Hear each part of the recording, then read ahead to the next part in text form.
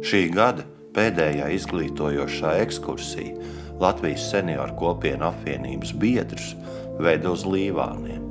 Acis priecēja pirmais, īstais ziemas sniegs un arī nelielais putenis seniorus nebiedēja. Šī projekta ietveros tātad Sabiedrības integrācijas fonda atbalstītā projekta sadarbība aizstāvam, šogad šis mums būtu pēdējais brauciens, jo, kā mēs zinām, ziema ir klāt, un mēs esam bijuši vairākās vietās ciemos, un tagad sen apsolītais brauciens Līvānos. Šodien ir īpaša diena, jo sniegs ir. Skaists sniegs, un es domāju, kā mani mīļie seniori visi sanāks, kā viņiem veiksies nokļūt līdz autobusam, visi laimīgi nāc, kā mums patīk, ar ļoti labu garstāvokli, ar prieku, kā nu kuram tā iešana ir, bet mēs esam 40, kuri gandrīz jau katru visu nedēļu ir ģimenes mājā visādās nodarbībās. Pirmo mundruma lādiņu visiem deva tradicionālā kafijas pauze Liepkalnos, bet pirms doties uz Līvāniem, tiešām izcils gidas pavadībā aplūkojām Jēkabpils vēstures muzeja ekspozīciju vēsturiskajā Krustpils pilī. Tā, dosimies šeit. Tā.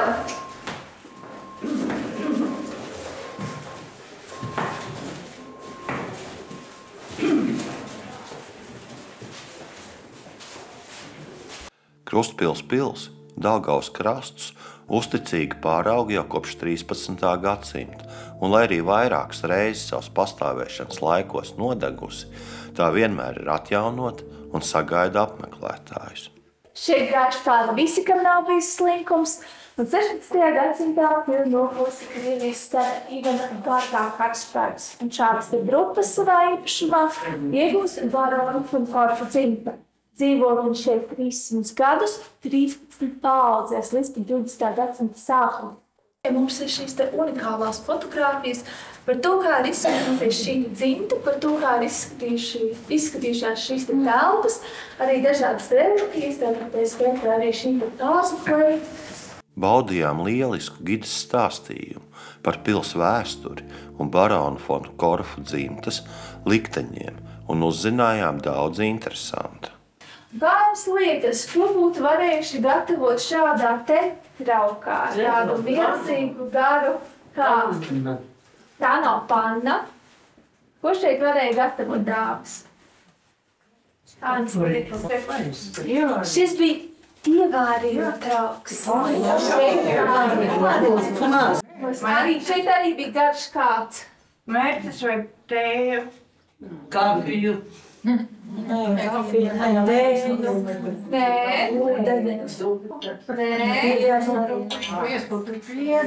Karameli vārija.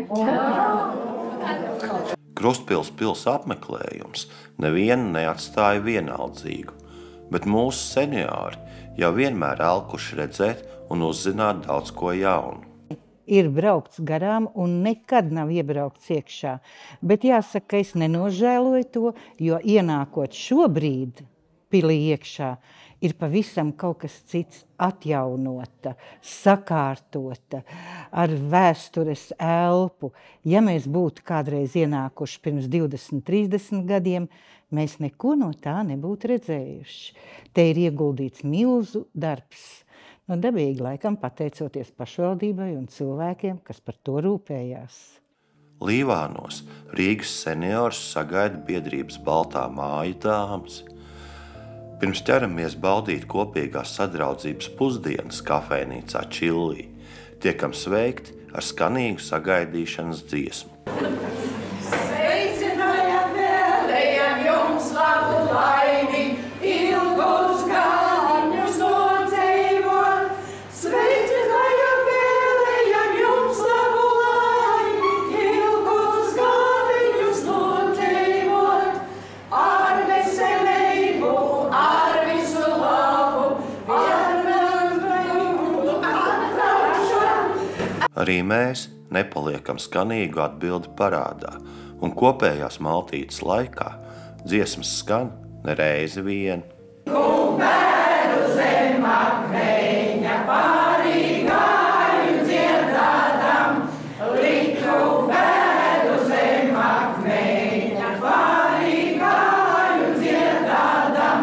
Mums ir seni sadarbības partneri, biedrība Baltā māja. Mēs esam vairākas reizes varējuši palīdzēt viņiem, viņu dienas aprūpas centrā, sociālo pakalpojumu sniedzējiem.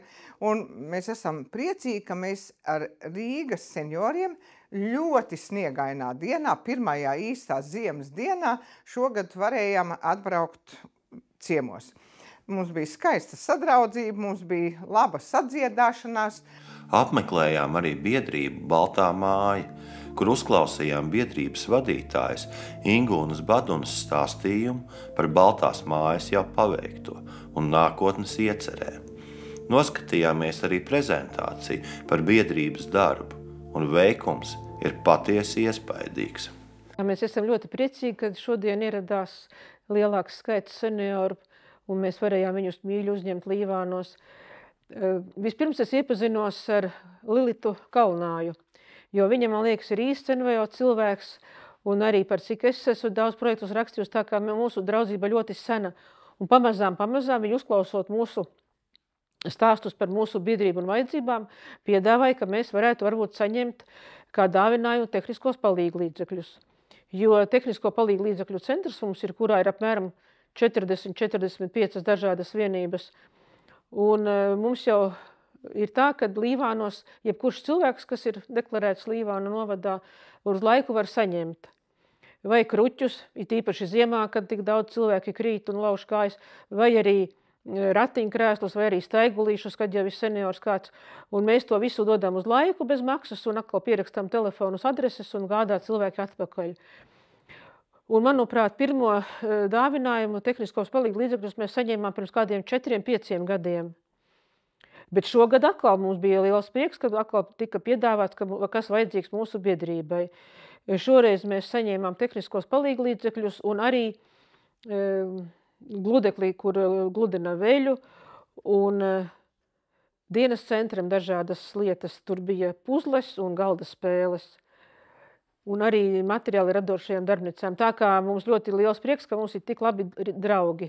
Mēs tikko tikām iepazīstināti ar skaistu prezentāciju, ko dara un cik daudzus projektus dara un veic šī biedrība. Mēs varam tikai mācīties un, protams, mēs varam mācīties tāpēc, ka biedrība ir ļoti, ļoti sena. Mūsu pieredze ir tikai daži gadi, bet viņiem jau ir daži 10.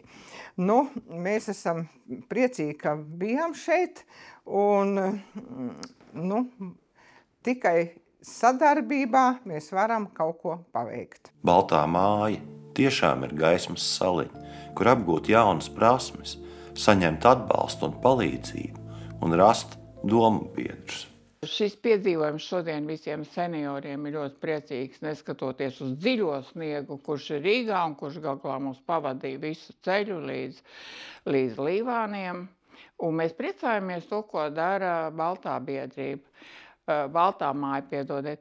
Bet Rīgā mums tieši tāpat ir viss šīs te nodarbības ģimenes mājā, un mums ir sadarbība, par cik mēs nedaudz esam tā kā katoļu organizācija, un mums sadarbība ar baznīcu, ar bīskapu Andri Kravali, un kurš gādā arī to, lai būtu šī te humānā palīdzība. Un tieši tāpat mūsu priesteris ved no Maksimas, no Rimī produktus un dala baznīcā cilvēkiem, dala ģimenes mājā. Arī var saņemt, šie seniori var saņemt dažādas produktus. Tā kā pateicība Dievam un pateicība tam, ka mēs esam draudzīgi, vairākas organizācijas kopā, un ka mēs varēsim arī draudzēties ar Balto ģimenes mājām, braukt šur tad, ka nebūs tik balts sniegs, bet būs zaļa zāle. Pats galvenais ir, lai tu būtu interesants senioriem, saviem klientiem, lai tu būtu interesants, lai tu viņus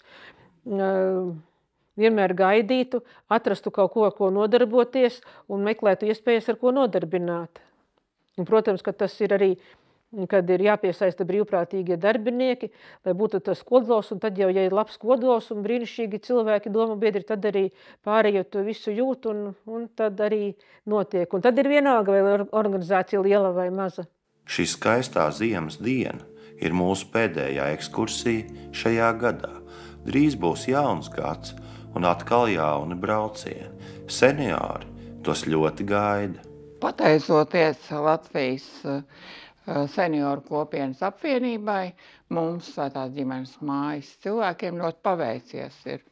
Jo mums ir iespēja visa gada laikā, mēs esam bijuši maz 7 vai 8 ekskursijās, un šī ir pēdējā šajā gadā, un mēs esam Līvānos, bijām Krustpils pilī.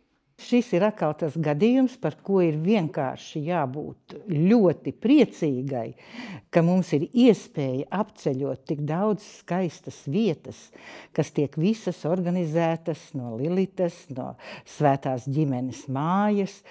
Tas ir tāds atspaids daudziem cilvēkiem. To pat vārdos nevar izteikt, tas ir lieliski.